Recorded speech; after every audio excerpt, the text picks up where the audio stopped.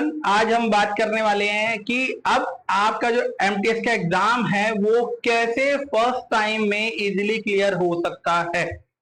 हाँ बिल्कुल, आप जो सुन रहे होंगे आपको सुनने में शायद ये बहुत अच्छा भी लगे, लेकिन इसके लिए कुछ स्ट्रेटेजी अपनानी होंगी, कुछ हमें प्लानिंग अपनानी होगी।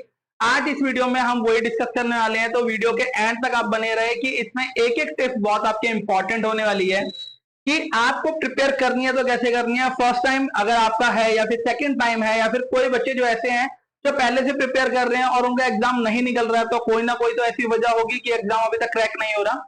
तो इसके लिए एक स्ट्रेटेजी हमने फॉलो करी है, और अगर आप इस स्ट्रेटेजी से चलते हो तो आपको मैं 90% गारंटी देता हूं कि अब आपको क्या रहेगा, इस सिचुएशन में क्या रहेगा कि पास होने के लिए लगभग हाई से हाई चांस रहेगा।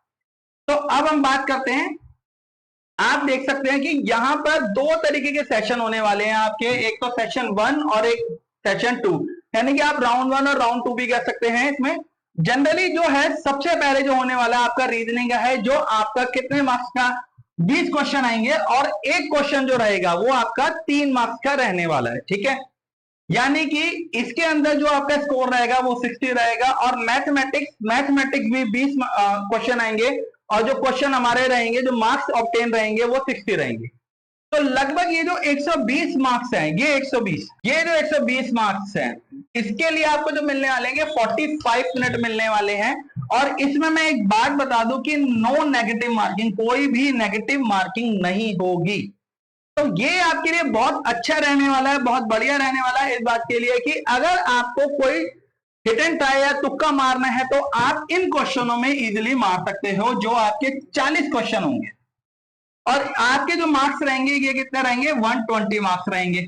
ठीक है, तो अब हम अभी बात करेंगे कि कैसे हमें रीजनिंग अटेम्प्ट करनी है, कैसे मैथमेटिक्स अटेम्प्ट करनी है। अब हम बात करते हैं अपने सेशन 2 के बारे में, जो कि क्वालिफाई है, जिसके अंदर आपका इंग्लिश और जीके यानी कि जनरल अवेयरनेस, इसमें जो क्वेश्चन आने वाले हैं, इंग्लिश के 25 क्वेश्चन आएंगे और जनरल अवेयरनेस के भी हमारे 25 क्वेश्चन आएंगे।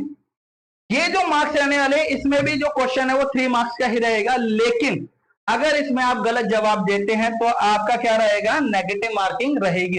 ठीक है, ये जो नेगेटिव मार्किंग है, 1/3 है, यानी कि 0.33 आपकी परसेंट रहेगी। और इसके लिए जो टाइम मिलने वाला है, इसके लिए भी आपको 45 मिनट का टाइम मिलने वाला है।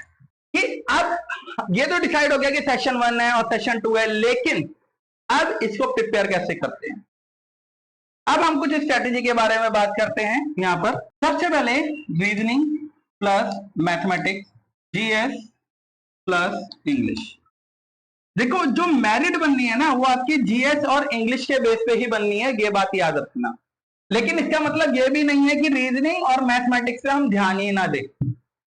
आपको चारों चीजों पे ध्यान देना है, लेकिन किसको किस वे से करना है ये बहुत इंपॉर्टेंट है। सबसे पहले मैं बात करता हूं इंग्लिश की। देखो, वोकैब बहुत इंपॉर्टेंट है इसके लिए। जनरली सबसे पहले एक बात ये होती है कि अगर आपको किसी वर्ड का मीनिंग ही नहीं पता तो आप उसको सॉल्व कैसे करोगे। तो सबसे पहले मैं बात करता हूं वोकैबुलरी की।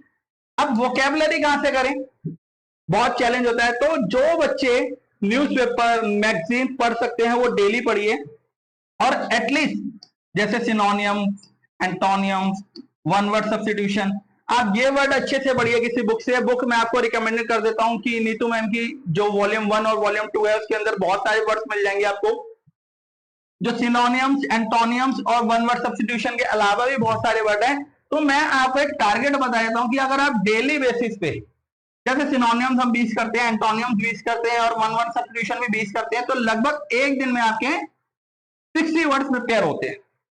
अगर मैं बात करूं कि आज लगभग अब जो पेपर होने वाला है ये आपका नवंबर में होने वाला है, और मैं टारगेट मान लेता हूं अप्रोक्सीमेटली कि हमारे पास जो लगभग है वो 80 डेज तो है अभी फिलहाल।